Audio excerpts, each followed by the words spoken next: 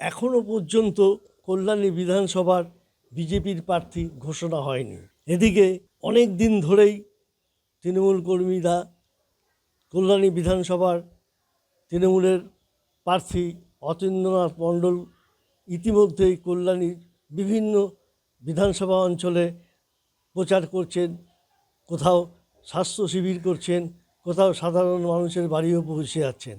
আজ আইএনটিটিইউসির নদিয়া জেলার উদ্যোগে কল্যাণীর A2 মার্কেটে প্রচারে এলেন কল্যাণী বিধানসভার তৃণমূল কংগ্রেসের প্রার্থী ডাক্তার অতীন্দ্রনাথ মণ্ডল।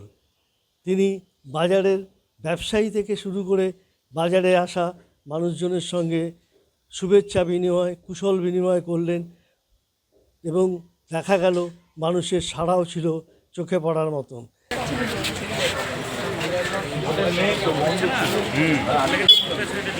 জানি সব জানি।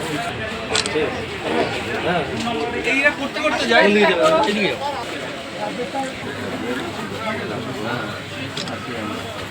তোমাকে তো বলতে হবে না, আমাকে বলতে হবে না।